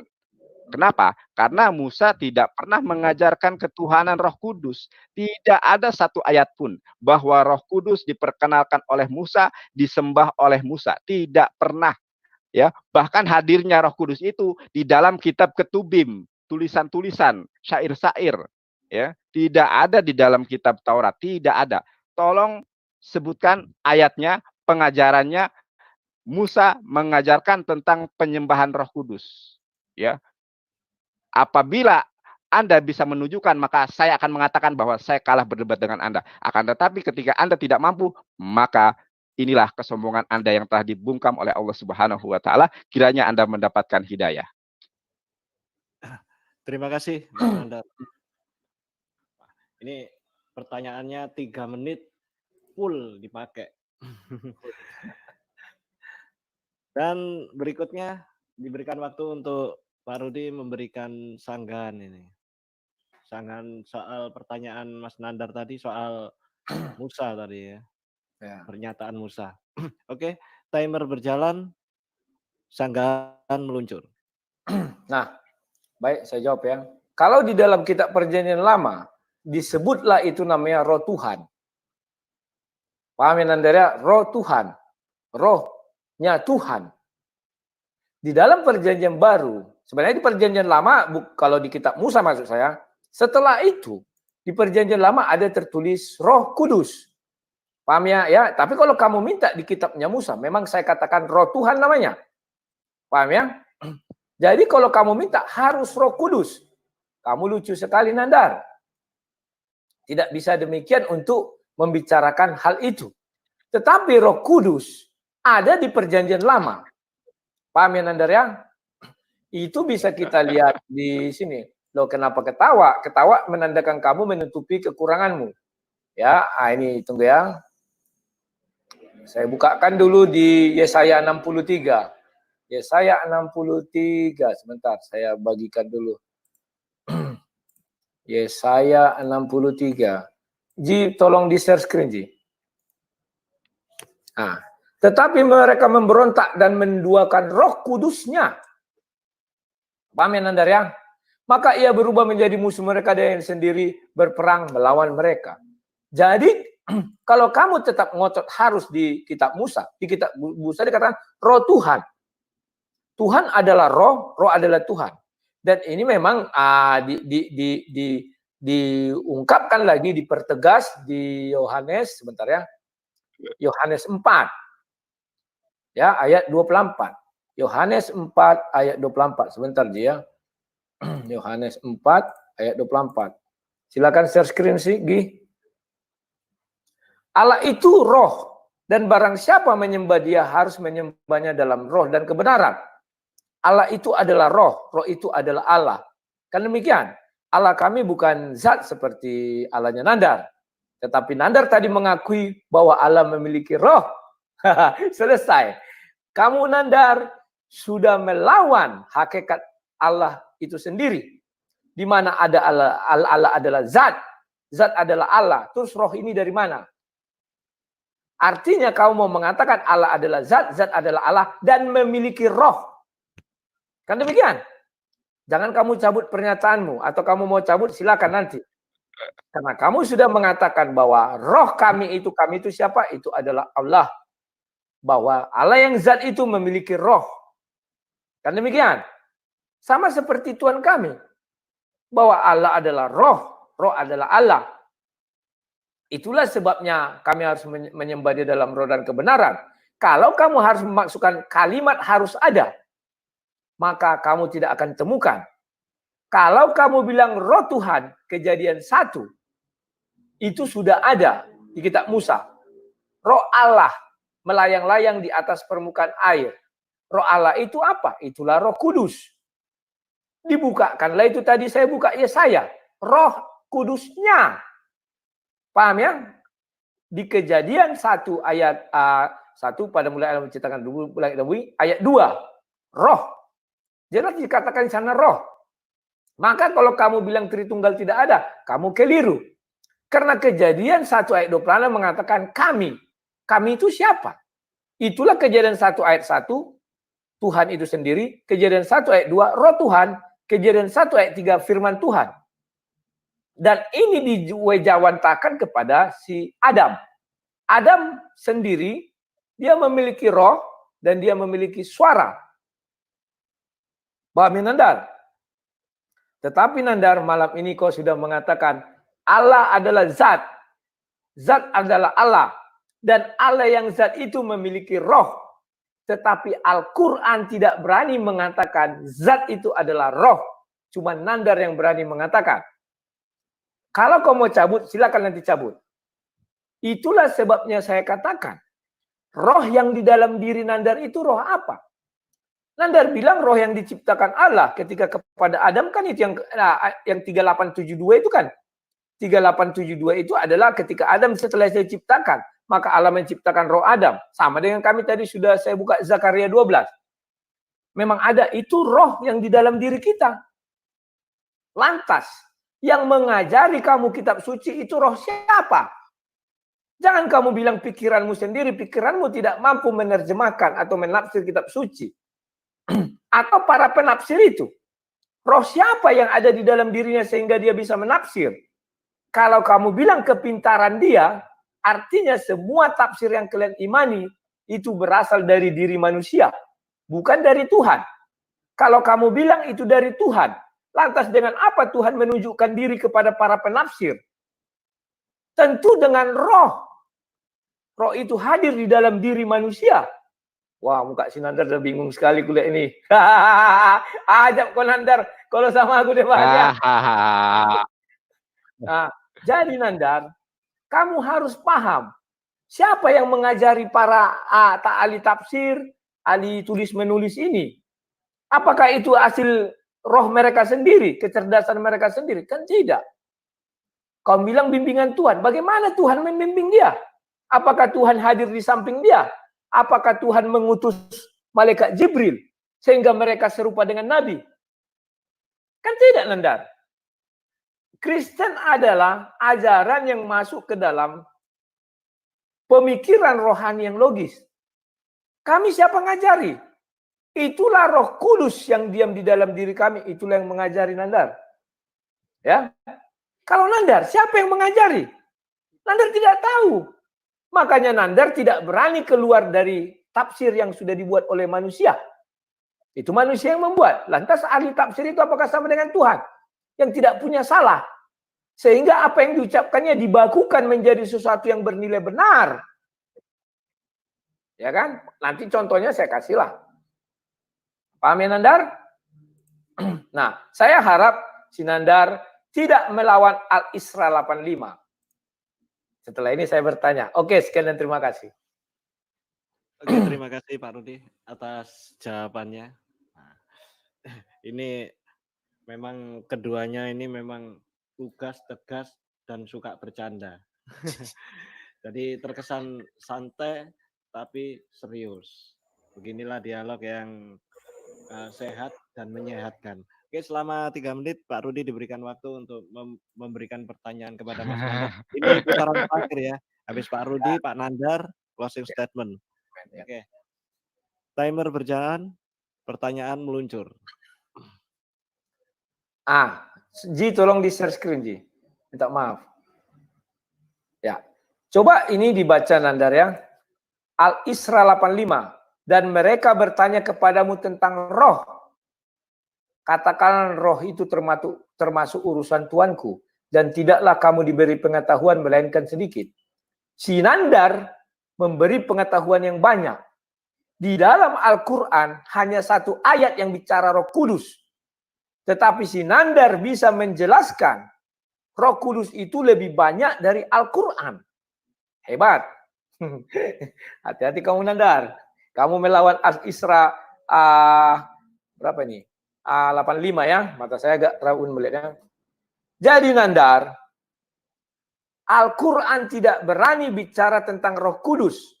Selain mengatakan bahwa Roh Kudus itu adalah malaikat Jibril. Selesai, titik.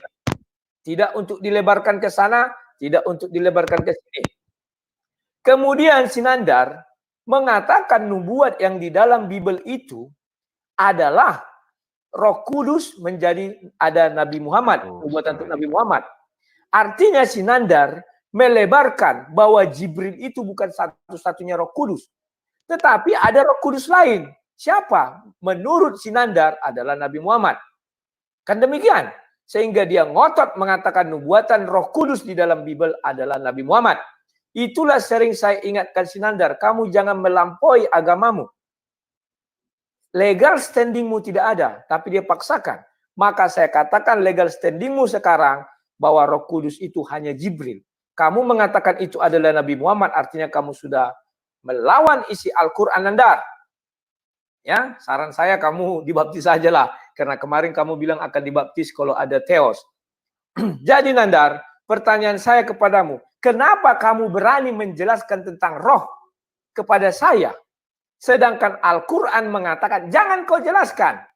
Jika mereka bertanya kepadamu tentang roh, katakanlah roh itu termasuk urusan Tuanku. Dan tidaklah kamu diberi pengetahuan, melainkan sedikit.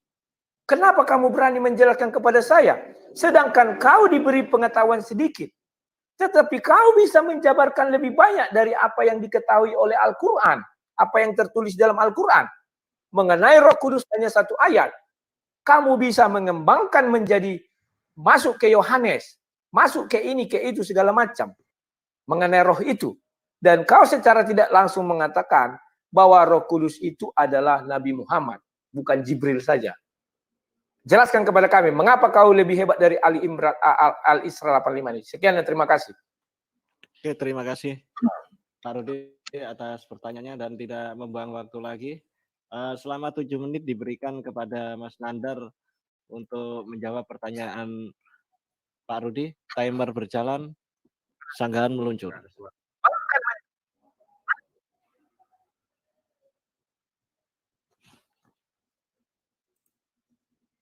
Halo, suara Nandar belum kedengaran.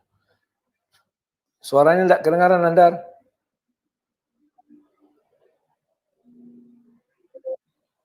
Halo, sinyal. Mas Nandar. Ya. Suaraku bisa kedengar? Udah mulai. Ada. Halo? Oke, silakan. Enggak kedengaran lagi Mas Nandar. Sinyalnya kelihatan dari apanya patah-patah. Udah. Ya. Oke. Ya, makanya saya sudah kata. Halo. Ya, lanjut. Udah bagus. Halo. Ya, sudah. Udah. Gus, oke. Makanya dari tadi saya sudah mengatakan ya, Anda pasti tidak akan dapat menjelaskan tentang Roh Kudus di dalam perspektif perjanjian lama dari kitab Kejadian sampai kitab Debarim. Musa sekali lagi. Saya bertanya. Nanti kamu ada giliran kamu jelaskan dulu pertanyaan. Iya, sebentar Pak Rudi. Jelaskan. Begini. Saya pause ya. Oke, Jadi aku ada belum selesai. ada waktu 7 menit ya kan. Barangkali ya kan nanti di akhir baru dijawab. Oh, Jadi silakan. seperti itu. Jadi Nah, biarkan itu berjalan harus lancar kayak dulu. gitu. Sebentar ya Pak Rudi ya. Ya, silakan. Sebentar. Iya, Sebentar. sabar. Makanya aku sudah tadi mengatakan ya, andaikan Roh Kudus itu Tuhan, tentu ya Roh Kudus ini diperkenalkan oleh Musa, tapi nyatanya di dalam kitab Debarim, di dalam kitab Semot, di dalam kitab Beresit tidak pernah Musa itu mengutip tentang Roh Kudus. Bahkan mengutip tentang Roh Tuhan itu adalah Tuhan tidak ada. Ini implikasinya apa? Karena kalau Roh Kudus itu Tuhan, maka rohat tum'ah, yaitu roh Tuhan yang jahat, tentu akan menjadi Tuhan juga. Masa roh baik jadi Tuhan, kemudian roh jahatnya jadi iblis? Kan enggak seperti itu. Karena di situ ada ruah Yahweh, bukan ada roh kecil, roh besar. Enggak ada di dalam Bible itu. Enggak ada. Kalau ada, tunjukkan ayatnya kepada saya. Nah, kemudian tadi bertanya tentang wayas'alunaka aniruh kulir ruhu min amri rabbi wa ma utitum minal ilmi illa qalila, ya. Oh, halo, kedengar? Terus, Gus? kedengaran. Ya. Ya, oke. Kalian bertanya tentang roh, ya. Katakanlah urusan roh itu hanya Tuhan, begitu ya. Wa ma utitum minal ilmi illa qalila, ya. Tidaklah kalian diberi ilmu melainkan sedikit. Nah, tadi Bang Rudi mengatakan bahwa saya lebih banyak menjelaskan.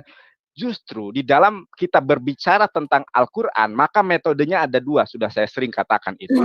Adalah metodenya adalah menafsirkan bil riwayah dan menafsirkan bil maksur. Bil riwayah menafsirkan dengan sang penjelas, yaitu Rasulullah SAW di dalam hadisnya. Menjelaskan Al-Quran dengan Al-Quran, ya, atau metode bil maksur, menjelaskan ayat Al-Quran dengan ayat Al-Quran. Ketika Al-Quran berbicara tentang Roh Kudus, ya, maka untuk mengidentifikasinya tadi sudah diulas ya, An-Nahl 102 diidentifikasi ayat 97 surat Al-Baqarah. Tadi Anda mengatakan bahwa Tuhan itu roh, sedangkan umat Islam itu Tuhannya zat. Anda salah besar. Baik di dalam perspektif keyahudian maupun Islam, bahkan Yesua HaMasyiah, Allah itu adalah zat. Akan tetapi laisa kamitslihi sayun. Tidak ada yang semisal dengan dia. Tidak ada yang setara dengan dia. Qul huwallahu ahad, Allahus samad, lam yalid walam yulad walam yakul lahu kufuwan ahad. Ya, saya tidak mau berasumsi. Silahkan Gus Imron dibuka ya Exodus 24 ayat 10. Gus Imron. Oke, Exodus. Gus. Ya, halo. Ya, Keluaran sebentar. ayat 2, Keluaran 24 ayat 10, ya. Orang Israel, Musa alaihissalam, orang Islam meyakini bahwa Allah itu zat, memang ada, bukan angin. Ya, Keluaran berapa? bukan. Nah, sampai Keluaran 24 ayat 10. Ya, kalau saya di sini membaca bahasa Ibraninya wairu et ya Elohe el Yisra, ya. Wetahat reglau, Tuhan itu nih. Lalu mereka melihat Allahnya Israel, kakinya berjejak pada suatu yang buatnya seperti lantai dari batu nilam, dan yang terangnya seperti langit tercerah. Tetapi kepada pemuka-pemuka orang Israel, ia tidak diulurkannya tangannya. Jadi menurut orang Israel, menurut perjanjian lama itu, Tuhan itu ada tangannya, ada kakinya. Ini bukan saya mujasimah ya. Ini kita berbicara tentang fakta Alkitab. Saya tidak berbicara berdasarkan asumsi saya sendiri. Anda bisa melihatnya, bahkan sekarang telah Anda lihat, telah Anda saksikan di dalam kitab Semot, pasal ke-24 ayat 10, Tuhan itu punya kaki, Tuhan itu punya tangan. Seperti halnya ayat 10 sampai dengan 11. Jadi Tuhan itu bukan angin, bukan layang-layang yang mengudara itu, bukan. Akan tetapi memang ada wujudnya. Akan tetapi konsepsi Islam menyempurnakan bahwa laisa kamitslihi sayun, tidak ada yang setara dengan Tuhan, tidak ada yang sama dengan Tuhan. Bahkan kita tidak boleh menyangka-nyangka atau memperkirakan, oh tangan Tuhan seperti ini, oh wajah Tuhan seperti ini, tidak boleh ya. Akan tetapi tidak dipungkiri bahwa Tuhan memiliki zat, memiliki wujud ya. Begitu. Baik di dalam perspektif Al-Qur'an maupun di dalam perspektif perjanjian lama, perjanjian baru, begitu ya. Kita menyembah Allah dengan roh, karena roh di situ adalah angin. Yesus itu adalah salah satu nabi ketika menyampaikan warta kebenaran, mengajar ya, menggembalakan para domba-domba, dia itu menggunakan perumpamaan, menggunakan silogisme, ilmu mantik kalau di dalam Islam. Mereka nggak ngerti yang disebut dengan menyembah Allah dengan roh itu bagaimana. Kita menyembah Allah itu dengan apa ya? Kegoiban, karena Allah itu kan goib, nggak terlihat oleh mata kita ya. Jadi kita meyakini Allah sesuatu yang tidak nampak oleh kita. Oleh karenanya dikatakan di situ ruah, roh, angin, begitu ya. Sedangkan hakikat Allah Subhanahu wa taala atau Allahnya Israel itu di sini kan ada kakinya, ada tangannya. Akan tetapi sekali lagi Islam menjelaskan laisa kamitslihi syai'un, tidak ada yang serupa setara dengan Tuhan, kakinya seperti apa, tangannya seperti apa, dan kita tidak boleh juga mujasimah ya, apa namanya itu menyamakan Tuhan dengan makhluk, tidak boleh ya. Karena Tuhan itu tidak pernah sama dengan manusia. Begitu. Laisa kamitslihi syai'un, lam yakul lahu kufuwan ahad ya. Begitu. Surat Al-Ikhlas. Sudah, Mas Nandar? Oke, terima kasih selama Waktunya sudah ya? 7 menit dipergunakan, dan sekarang ini pertanyaan terakhir ya dari Aku. Mas Nandar ya kepada Pak Rudi, karena diawali tadi Pak Rudi, sekarang pertanyaan terakhir ini dari Mas Nandar. Silakan. Selama 3 menit. Timer berjalan, pertanyaan meluncur. Mana ya? Oke, terima kasih ya. Ya, ini pertanyaan belum dijawab ya. Mana tadi HP-ku ya? Oke. Aku sudah nyatat, oh ini. Ya. Sebentar. Sebentar ya. Jangan gemetar Bang Rudi. Aku santai Nah, iya, jangan berdebar ya. Oh, Sudah saya tadi katakan bahwa oke, siap. Sama-sama santai kita. Ya, apabila Roh Kudus Tuhan, maka harus dijelaskan di dalam kitab Perjanjian Lama, kitab Tanak, bukan Tanak ya, Pentateuch, kitab Beresit, Shemot, Waikra, Debarim itu. Nah, tapi tidak pernah dijelaskan secara spesifik bagaimana sih Roh Kudus. Kalau Roh Kudus itu Tuhan, ini ya, mudah-mudahan Anda dijamah, dilawat oleh Tuhan, menjadi pribadi baru, manusia baru di dalam iman dan Islam. Karena memang Roh Kudus itu tidak pernah menjadi Tuhan, tidak pernah disembah oleh Musa. Yang dimaksud Roh Kudus itu malaikat Gabriel. Nah, pertanyaan saya, apabila Roh Tuhan itu adalah menurut Anda adalah Roh Kudus, lalu bagaimana dengan Ruh Hatum'ah dan Ruah Ra'ah yang sama-sama adalah Roh Tuhan? Ya, bukan iblis, bukan, tetapi di situ adalah Me'im Yahweh, rohnya Yahweh. Begitu ya, rohnya Yahweh. Kalau Anda mengingkari bahwa Roh Tum'ah itu bukan Tuhan, harusnya Anda juga mengingkari bahwa Roh Kudus bukan Tuhan. Karena Yahweh itu tidak hanya memiliki Roh Kudus, akan tetapi memiliki Ruah Hatum'ah dalam bahasa Ibrani. Ya, tadi ayatnya sudah saya jelaskan. Harusnya Ruah Hatum'ah juga menjadi Tuhan. Kalau Anda meyakini bahwa Roh Tuhan itu adalah Tuhan sendiri. Begitu, ya. Sudah? Pertanyaan waktunya? Oke. Kurang jelas pertanyaanku Bang Rudi? Jelas, ya. jelas. Iya. Oke. Belum, ada waktu sedikit lagi. Aku perjelas lagi. Sudah. Iya. Jadi kalau Roh Kudus itu Tuhan, lalu bagaimana dengan Ruah Hatum'ah yang merupakan pribadi dijadi Tuhan juga, rohnya Tuhan dari situ. Me'im Ruah Yahweh, ya, rohnya Yahweh. Sama dengan tadi roh Tuhan juga itu adalah roh kepemilikan kalau dalam Islam. Akan tetapi dalam Alkitab Ruah Hatumah Yahweh, Ruah Kudus Yahweh. Lalu apakah semuanya itu Tuhan? Begitu ya. Kalau Anda tidak bisa membuktikan di dalam perjanjian lama kitab Debarim sampai kitab Beresit sampai Debarim, berarti konsep ketuhanan Roh Kudus itu sudah gagal total. Begitu kan. Oke, terima kasih Mas Nandar atas 3 menit waktunya untuk bertanya. Dan sekarang selama 7 menit dipersilakan Pak Rudi untuk memberikan sanggahan terakhir ini ya. Timer berjalan, sanggahan meluncur. Oke, saya meniru Sinandar ya. Sebentar Yi, ini di share screen aja dulu Al-Qur'annya. Silakan. Nandar, tolong kau perhatikan Al-Qur'an itu Nandar. Saat 75. Allah berfirman, "Hai iblis, adakah yang menghalangi?" Apa? Itu bukan saat. Apanya itu? Aku baca huruf bahasa Indonesia, saat kan itu dibilangnya kan. Saat. Iya. Apa yang benar? Coba. Salam.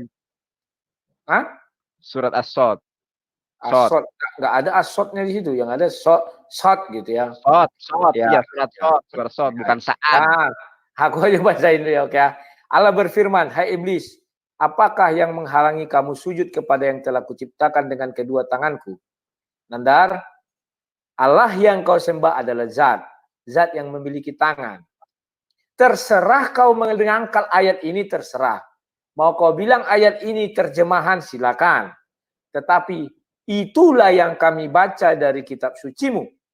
Kamu mau menggugatmu yang menerjemahkan ini, silakan. Bahwa Allah yang disembah Nandar memiliki 2 tangan. Zat itu ternyata bertangan. Kalau berkaki, Nandar tidak mengakuinya berkaki, silakan. Artinya hanya tangan aja begini, kaki tak ada, silakan. Saya nggak ikut campur. Kalau tidak mempunyai mata, silakan. Saya juga tidak ikut campur. Kalau tidak punya mulut atau bibir, silakan. Saya tidak ikut campur. Tidak punya telinga, saya tidak ikut campur. Tetapi di dalam Al-Quran dikatakan Allah melihat, mendengar, berbicara. Bagaimana bentuknya saya tidak tahu. Silakan Nandar sendiri menerjemahkan. Yang penting punya tangan. Pahamin Nandar? Jangan kau mewujudkan Tuhanmu lebih, maaf ya sudah lewatkan aja itu, tidak enak. Jangan dikira saya menghujat ya. Itu aja, karena di sini kedua tangannya. Nah, sekarang Nandar menyatakan kepada orang Kristen, memang iya, Tuhan berjalan di taman. Di kejadian 3. Ngapain kau ngambil ayat jauh-jauh? Setelah aku mendengar langkah kakimu Tuhan, kata Adam. Ya kan? Roh itu bukan angin Nandar. Inilah kekeliruan si Nandar. Seolah-olah mengatakan Tuhan itu adalah angin. Tidak. Ketika Musa mengatakan kejadian 1 ayat 1, kejadian 1 ayat 2, roh Allah melayang-layang, artinya Allah memiliki roh. Tidak bisa kami sangkal dan tidak pernah kami sangkal. Di situ artinya Musa sudah mengakui bahwa Allah itu adalah roh. Kejadian 2 itu, kejadian kan Musa yang menulis. Roh Allah. Selesai. Jadi apapun yang kau bilang mengenai Roh Kudus, roh ini, roh itu, penting Allah adalah roh. Dan sudah dijelaskan di perjanjian baru. Setelah Yesus datang. Jangan nanti kau mengatakan, coba tunjukkan bahwa Musa mengenal Yesus. Nah, kamu lain-lain lucu. Kok harus secara tertulis begitu? Ada tersurat, ada yang tersirat. Sedangkan kau tadi mengatakan untuk menerjemahkan Al-Quran bisa ini, bisa itu. Kau bisa, kami tak bisa. Kan aneh. Ya Nandar? Kamu harus melakukan yang berimbang. Oke Nandar? Nah, sekarang roh jahat kamu bilang, roh jahat dari Tuhan. Dari sudut si Ayub, ketika roh itu datang kepada dia, iblis kan roh. Kan Tuhan yang memerintahkan kepada dia. Silakan kau ganggu dia. Tetapi jangan sentuh nyawanya. Artinya roh itu diutus Tuhan. Artinya roh itu dari Tuhan. Kepada si Ayub. Paham ya Nandar ya? Jadi Alkitab itu Nandar sudah memberikan contoh-contoh. Apakah itu roh dari Allah? Iya, karena Allah yang utus. Silakan kau kerjai si Ayub. Cobai. Tapi jangan kau sentuh nyawanya. Dari sudut si Ayub. Siapa yang mengutus kau iblis? Misalnya dia bisa bicara. Tuhan. Paham ya Nandar ya? Tetapi Nandar, kamu saya bilang luar biasa. kamu pengetahuannya tentang roh lebih banyak dari Al-Quran, lebih banyak dari muslim manapun. Bahkan kamu bisa mengatakan Yohanes 14, ya kan? Itu ada parakletos, itu adalah roh, itu adalah merujuk kepada Nabi Muhammad. Roh Kudus itu merujuk kepada Nabi Muhammad. Ternyata Maryam 17 mengatakan, tidak. Apa tadi? 102 itu mengatakan tidak. Bahwa Roh Kudus itu malaikat Jibril, Nandar. Jangan kau karang-karang. Orang lain bisa ada lari dia, takut dia nih. Macam mana ini? Orang lain, Nandar, biar aku bicara sama tembok aja lah. Orang lain bisa kau bohongi, tetapi saya tidak. Orang lain dalam berdebat bisa kau paksa menjelaskan Parakletos, kalau saya tidak. Saya akan tetap menuntut kau legal standing. Legal standingmu sudah gugur. Ternyata Al-Quran menjelaskan kepada dunia bahwa Roh Kudus itu bukanlah Muhammadim. Atau yang kau bilang Ahmad. Tidak. Baca kau dalam bahasa Arabnya. Sekarang Nandar, terakhir ini sebelum saya mau membuka sebuah ayat yang sering kau baca, yang sering kau permasalahkan. Yohanes 14. Ya kan? Sebentar ya. Ayat 16 bahasa Arab. Ya. Sebentar, Nandar. Dikit lagi ya, aku ngambil spidol ya. Ya, tunggu. Ya, silakan. Ya. Ini aku suruh kau baca bahasa Arab biar kelihatan hebat. Nandar pandai bahasa Arab kan? Nah, Nandar, halo. Belum muncul ya.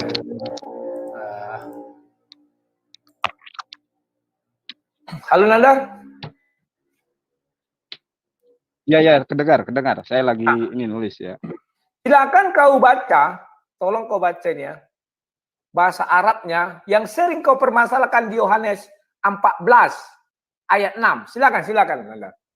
Atau mana yang kau anggap mengenai Roh Kudus itu, silakan. Ini bahasa Arab ini, Alkitab dalam bahasa Arab. Biar kita lihat apakah memang yang kau bilang Parakletos sama apa tadi?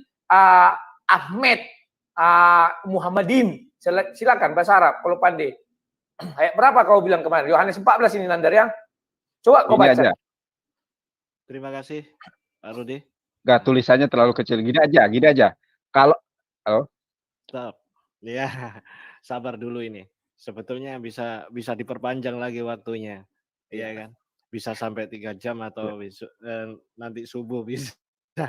Tapi sayang ya. Iya, sorry. Jadi biar aja sekarang masuk ke season terakhir ya, ini closing statement. Oke, diawali dengan siapa dulu, Mas Nandar atau itu Pak Rudi? Nandar, tuh ada yang mau dibicarakannya, itu penting itu. Silakan Nandar. Oh, iya. Oke, closing statement Mas Nandar. Silakan Bang Rudi dulu. Aku lagi nulis. Gitu ya. Mas Rudi, Bang Rudi aja dulu. dulu. Tadi ya bahasa Arabnya tadi. Aku lagi nulis. Ya, silakan. Oke. Timer berjalan, closing statement meluncur. Nandar, untuk meyakinkan kau apakah benar itu adalah Parakletos yang kau bilang itu, cari Bible bahasa Arab. Itu kuncinya.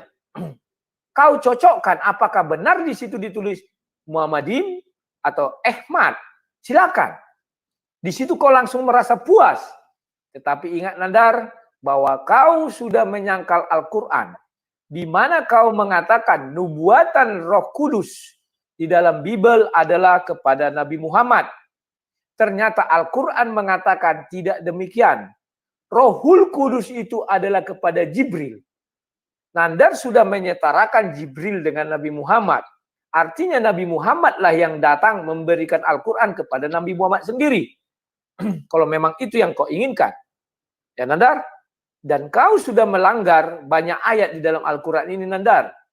Ya, terutama mengenai roh. Bahwa roh itu katanya hanya milik Tuhan. Biarlah Tuhan yang berbicara. Tetapi Nandar sudah bisa berbicara lebih banyak. Al-Isra 85. Dan mereka bertanya kepadamu tentang roh. Katakanlah roh itu termasuk urusan Tuanku. Dan tidaklah kamu diberi pengetahuan melainkan sedikit. Tetapi saya salut, Nandar bisa lebih banyak bicara tentang roh, hampir 1,5 jam. Sementara Al-Quran tidak bisa bicara itu sampai 1,5 jam. Karena hanya terdiri dari beberapa ayat mengenai roh. Dan Roh Kudus, Rohul Kudus ya, itu hanya 1 ayat. An-Nahl 102, katakanlah Rohul Kudus, buka kurung Jibril, menurunkan Al-Quran itu dari Tuhanmu dengan benar, untuk meneguhkan hati orang-orang yang telah beriman, dan menjadi petunjuk serta kabar gembira bagi orang-orang yang berserah diri kepada Allah. Jadi Nandar, bahwa selama ini tesismu mengenai Rohul Kudus, roh penghibur itu adalah Ahmad atau Muhammadin dan segala macamnya sudah gugur oleh ayat ini. Bahwa Rohul Kudus itu adalah Jibril. Tidak bisa kau ganti-ganti Nandar. Kau ganti sesuka hatimu tak bisa. Ya Nandar. Dan satu lagi, Nandar, di Maryam 17 tadi, kamu sudah mengakui siapa kami di Maryam 17, kamu mengatakan itu adalah Allah. Maka Maryam 17 cuma mengatakan, maka ia mengadakan tabir dari mereka, lalu kami mengutus roh kami kepadanya. Maka ia menjelma di hadapannya dalam bentuk manusia yang sempurna. Jadi Nandar sudah mengatakan bahwa ada Allah adalah zat, zat adalah Allah. Ya, memiliki roh dan mengutus. Artinya bahwa apa yang dibilangkan Alkitab adalah sebuah kebenaran. Roh Allah melayang-layang di atas permukaan air. Artinya Allah itu adalah roh. Itulah sebabnya si Musa menyembah Allah itu dalam roh dan kebenaran. Karena dia hanya mendengar suara, dan suara itu bisa ada karena ada yang berbicara. Dia berbicara karena apa? Karena hidup. Itulah Yohanes 6:63, roh yang menghidupkan, roh Tuhan. Jadi itulah Musa tidak menyembah sebuah, maaf ya dari sudut kami, benda atau zat, tetapi menyembah roh karena Allah adalah roh. Mengenai Roh Kudus, Nandar jangan harus letter-let. Roh Allah harus ada Roh Kudus katanya. Tulisannya harus Roh Kudus percis. Tidak Nandar ya, tidak bisa begitu. Nah, dan untuk yang terakhir kepada Nandar, ingatlah Nandar bahwa di dalam dirimu hanya ada roh kecil, tidak ada roh besar. Di dalam diri kami ada roh besar, itulah roh yang dari Tuhan. Sehingga kami mampu beriman kepada Yesus Kristus. Kami mampu beriman kepada Bible, dan kami mampu melihat kebenaran itu sendiri. Si Nandar akan sulit melihat itu. Seperti katanya tadi, Tuhan bukan 3. Memang tidak 3. Tuhan siapa yang 3?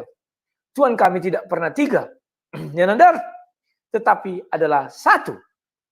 Sama seperti saya 1. Di dalam diri saya ada si Rudi. Ada roh di dalam diri saya, roh si Rudi. Dan ada suara si Rudi. Ya Nandar? Dan Nandar mengatakan bahwa Allah memiliki kaki. Ya, kami mengatakan, Alkitab bukan kami, bukan saya. Kejadian 1 ayat 28. Baiklah kita menjadikan manusia serupa dan segambar. Manusia yang mengambil gambar Allah. Si Nandar ingin mengatakan Allah yang mengambil gambar manusia. Sehingga si Nandar mengatakan tidak ada yang serupa dengan Allah. Nandar ingat. Allah mengatakan bahwa dia berbicara kepada umatnya. Nabi-nabi dalam bahasanya masing-masing. Artinya kesetaraan bahasa sudah tercapai. Itu satu. Kepada Musa kan langsung bicara langsung.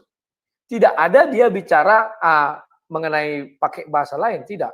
Yang pertama. Yang kedua. Allah menciptakan dengan tangannya. Terserah si Nandar. Mau mengatakan Allah yang dia disembah tidak memiliki mata, telinga, dan segala macamnya. Tapi memiliki tangan. Silakan. Bentuknya gimana saya nggak tahu.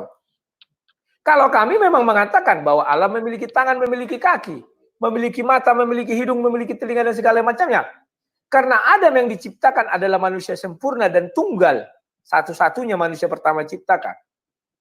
Bahwa Allah mengatakan, baiklah kita menjadikan manusia serupa dan segambar dengan kita. Sehingga ketika Nandar membaca ayat ada Tuhan berjalan, ada Tuhan mendengar, ada Tuhan melihat, tidak kami sangkal. Tetapi wujudnya bukan daging, melainkan roh. Semoga Nandar paham apa yang kumaksudkan. Saya cukupkan sekian dan terima kasih. Gus Imron, ini permintaan loh, kalau bersedia Mbak Eza mau debat sama Watimena, kalau mau ya, kita ada, sekarang sudah ada Laskar Wanita. Ini kalau didebatkan sangat seru Gus Imron. Coba dikarang-karang. Oke, sekian dan terima kasih. Terima kasih Gus Imron telah berkali-kali kami reportkan. Sekian dan terima kasih. Silakan. Oke, terima kasih Pak Rudi. Ya, nanti saya sampaikan kepada beliau, kepada Ibu Esa Rafaelesa ya. Ada ide dari Pak Rudi untuk menghadapkan beliau dengan siapa tadi? Bu Uti Watimena. Bu Uti Watimena ya. Ya. Oke. Dan juga tadi saya masuk di email juga tadi.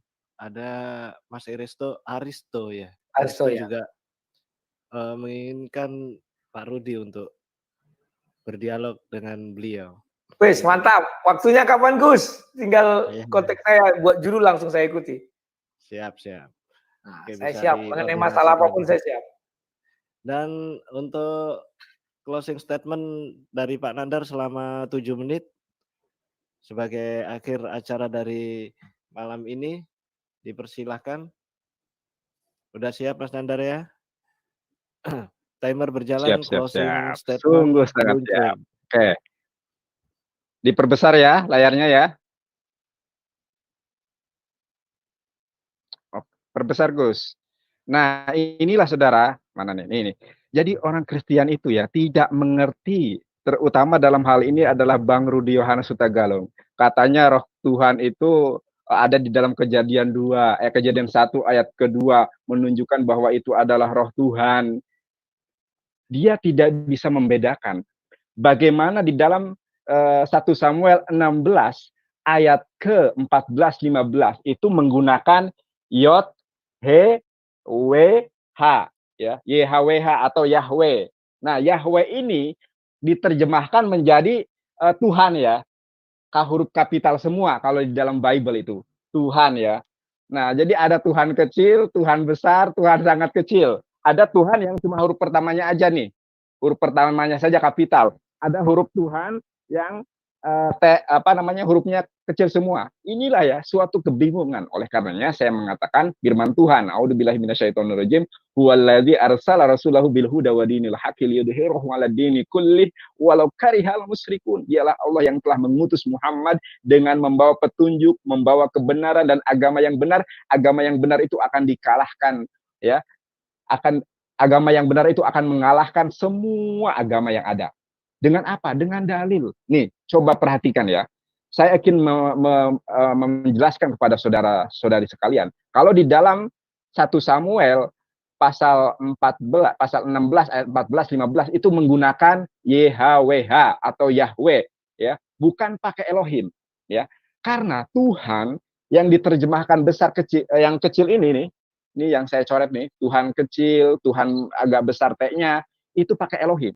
Dan Elohim itu tidak bermakna Yahweh.